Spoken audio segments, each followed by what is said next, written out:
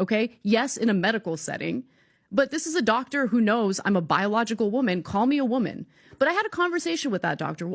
Why did you feel the need to call me a birthing person? Like, where did that come from? To those of you that asked me a couple of weeks ago when I mentioned that I don't care for the Young Turks, that I don't watch the Young Turks, and you were like, well, let us in on the tea, Tabitha. First of all, one of the reasons I don't like the Young Turks is because of Anna Kasparian. She's a TERF, trans exclusionary radical feminist. She likes to put on the persona that she advocates for the LGBTQIA community, but no, she's transphobic. She's said some things that are just does not sit well with me. When it comes to Cenk, I've seen him say some of the most stupid, elitist crap over on Twitter. I stopped giving TYT my money a long time ago, primarily because of Cenk. Believe it or not, a lot of people have said to me over the years that I should go work for TYT. And I was never going to do that, ever. But that doesn't mean I didn't respect the hosts and their opinions, even Cenk's opinion, some of them. Anna was one of those people where I was like, Anna's going to keep TYT going. And JR and John and all of those people there that actually care about nuance, they're going to keep this show going. No. The fact that she used now, when we're in the middle of a trans genocide, global, by the way, to express her TERF views is utterly disgusting. Number one, her comment is ridiculous. Nobody is calling women birthing people unless they're in a medical setting or talking about healthcare. She knows that. But she doesn't care. It's those clicks, it's those views, it's something to talk about on the show. I guarantee half the show tomorrow is going to be about this. And she will probably double down. I hope not. Because she's putting a lot of people in danger doing this. All right, guys, so we got to talk about another Young Turk. As earlier today, I talked about Cenk Yogurt going on Tim Pool's show and embarrassing himself like he always does. Now, again, there was some decent parts of that interview, but for the most part, Cenk is pretty unhinged, okay? His TDS is extremely severe. This video, we got to talk about his partner in crime, Anna Kasparian, who, unlike Cenk, actually does have a little bit of common sense. And although she does also have a severe case of Trump derangement syndrome, I don't think it's as bad as Cenk's. So in this interview we got to talk about, Anna Kasparian is actually having a conversation with Patrick Bet-David on his podcast. And she brings up a couple of issues that she's had to deal with over the past few months when it comes to the radical left being too radical for her because she is a radical leftist. However, the modern day Democrat Party has gone so far left because the left has gone so far left that the far left has become too far left for the far leftists, right? I hope that makes sense, okay? That is essentially the situation that Anna Kasparian is in. And again, she's going to have a couple of red pill moments where she's going to address some of the things that have happened to her, the backlash she has gotten from the left for not being woke enough. And I want to talk about it because it's pretty fascinating. But before I get into it, I actually want to say this. Patrick Bet-David, he is a guy that I really have a lot of respect for. I actually went and watched him live a few weeks ago with Tim Pool. And I got to tell you, when you talk about role models in this space, right? You talk about the Andrew Tates, okay, of the world. I think that young men should actually look up to people like Patrick Bet-David, okay? I think that Patrick Bet-David is the type of man, the type of family man, strong Christian, entrepreneur, American success story, American dream, again, strong, masculine. Patrick Bet-David is a guy that I have a lot of respect for. And I really don't feel like he gets enough appreciation for how inspirational and motivational he really is. Okay, so with that being said, I want to go ahead and get into this clip here from this interview in which Anna Kasparian is going to respond to some of the far left backlash she's gotten because she's not woke enough on gender ideology as she refuses to be called a birthing person. Take a look. So to answer your question, you are correct. I do not like to be bullied or pressured into saying things or believing things that I do not believe. I find that terminology degrading. Okay? That I why? personally, because I'm not a birthing person. Okay? I'm a woman. What's wrong with being called a birthing person? Well, first of all, not all women even have the capacity to get pregnant. So it's degrading to them to be essentially to have their womanhood questioned if they're not What a point. if they're unable to have kids to begin with. But also, I mean, look, this is the thing that annoys me about this entire issue and conversation, because they'll turn around and they'll say, no one's calling you a birthing person. Okay, does someone need to call an individual who finds the N-word offensive the N-word in order for him or her to find it offensive or degrading? You get what I'm saying? Of course. No one needs to be called that word to find it problematic or to have an issue with it. And besides which, I was called that, okay? Yes, in a medical setting, but this is a doctor who knows I'm a biological woman. Call me a woman. But I had a conversation with that doctor. Why did you feel the need to call me a birthing person? Like, where did that come from? And in California, medical providers are basically like told that there will be penalties if they don't use the proper terminology or if they're caught doing anything discriminatory toward the trans community. Now, if they're actually doing something discriminatory toward the trans community, I think medical providers absolutely should face consequences. But the idea that we should change all of our terminology, even toward women who want to be called women, in order to be inclusive is ridiculous to me. Now, if a transgender person wants to be called that, fantastic. I respect it. I'll do it. I'll engage in it. But I think in the context of my relationship with my doctors, I want to be called a woman. It's not that difficult. Yeah, so Anna Kasparian just said something that a lot of people are going to find to be extremely controversial. She compared being called a birthing person to being called the N-word. Which I'm going to keep it 100 with you. I honestly don't think that she's too far off if she feels that way, right? Like, I'm so serious. Like, I can only imagine as a man being degraded to, I don't know, a person with a penis or a seeding person, right? I guess that's what you would call a man, right?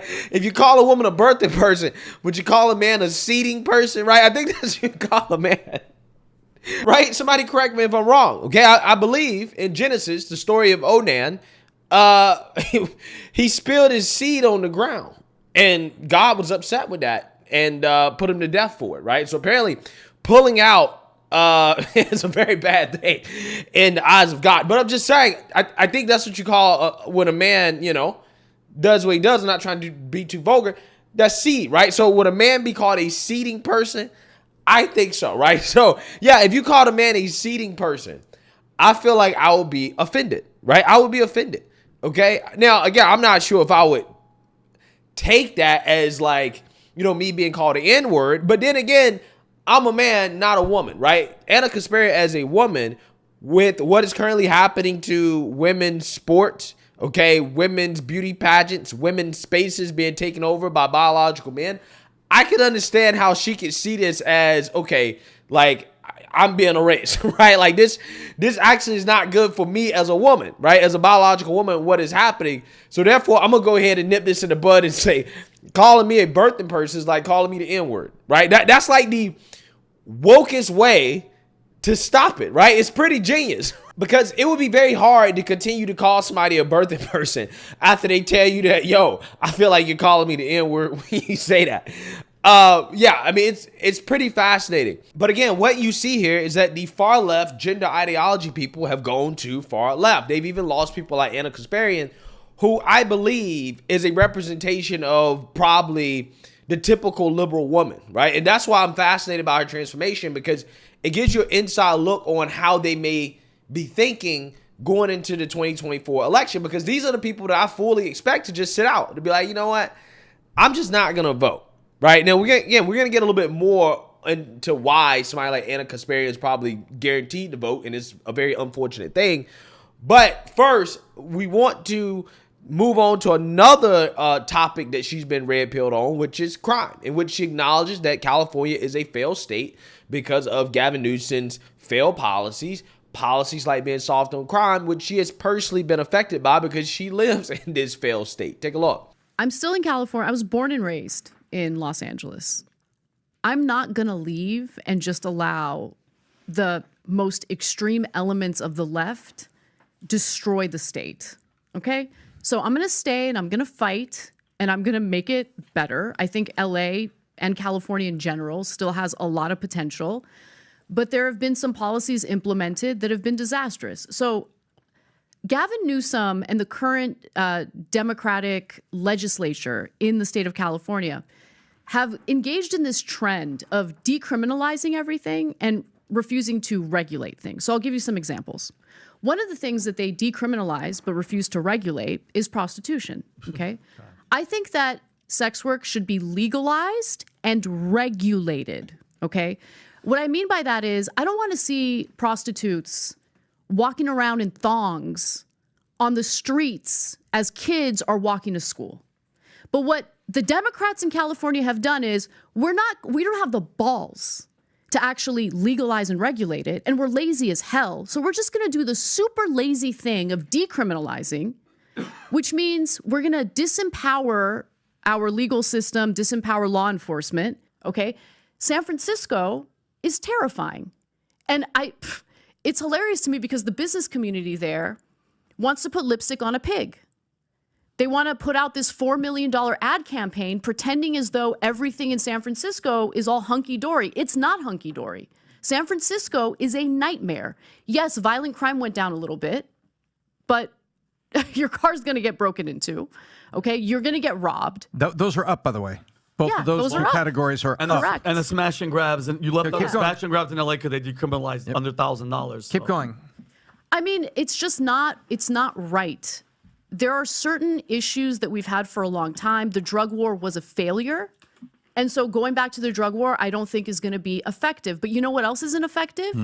Using taxpayer money, funneling it to nonprofits so they can literally buy crack pipes and hand them out at Skid Row. And bleach There's pits. video evidence of that. How does that make So any sense? anyone on the left Yeah. who wants to come at me and pretend like this is just a right-wing scaremongering talking point, you're full of crap. And you should go online and you should watch the videos of literal. We spent $13 billion in Los Angeles alone last year to combat homelessness. You want to know where that money went? That money went to these trash nonprofits who have a bunch of executives making $500,000 a year. You're working for a nonprofit dealing with homelessness. That's my money. That's my parents' money. Okay? That is the hardworking people of California paying incredibly high taxes that go to what? So yeah, I'm sick of it. I'm sick of it. And honestly, just experiencing what I've seen on the ground in California has made me question a lot about left-wing ideology. Now, Boy, oh boy, oh boy, oh boy, oh boy. I don't know. Is it just me or is it extremely satisfying and entertaining to watch Anna Kasparian question all the things that she advocated for over the last, 15 years, right? I mean, she's been around for that long. I mean, I'm just saying, like, she realizes that even California can't get being liberal right, which is something that I said when I first talked about this story, which was way back, maybe even a year ago, about how California has effectively legalized box selling, right, on the corner, by decriminalizing loitering with the intent to sell box. Okay, so now the 304s can sell box in front of your kid's school and police can't do anything about it, right? Because they cannot arrest them for loitering, okay? So instead of doing it the way that would make sense, if you're going to effectively legalize this and, set up proper districts and places that have good sanitation, good regulation, good oversight where, people can engage in this activity between two consenting adults where people aren't being taken advantage of. You don't have any type of abuse and crazy stuff going on. Instead of doing it in a way that actually makes sense, right? Ways that are done in other countries around the world and a neighboring state, right? In the United States. No, we're not going to do that. Okay, we're just gonna make it so it's just legal, right? But without actually being legal. Okay, same thing with theft, okay, and stealing. Them decriminalizing or having softer penalties for criminals that steal less than $900 or $1,000 worth of stuff, right? You incentivize the types of smash and grabs that we have seen. The viral news stories and viral clips of people going into these retail stores and just looting them dry, right? Because they're hungry, according to the ideology of the far left, right? Because they're so hungry. And then you got the drug issue, where again, they're basically effectively legalizing drug use anywhere and everywhere, okay, in some of these far left states, instead of saying, okay, we're going to decriminalize drug use, but you can't use drugs in public, right? If you actually are using drugs in public, okay, especially hard drugs, you're going to go to jail, right? Like, you're actually going to go to jail, okay? Now, we're not going to have the cops run up in your house for doing it in your own private home, but you can't do it in the middle of some park in front of a school, right? You can't do that. But no, that's not how it works over there on the left coast. It's not how it works. They just screw everything up. They can't even be liberal correctly. It's crazy because it's not even just like the far left woke lunatic policies that are red pilling Anna Kasparian. It's also the economic stuff, like, for example, paying a bunch of taxes to go towards fixing a problem that's not being fixed, right? How in the world do you spend, according to her, $13 billion on homelessness, but you still have a massive homelessness problem? It's because the money is not going where it's supposed to go, right? You have people getting rich off government dime, off the taxpayers. And again, who's paying for it? The taxpayers.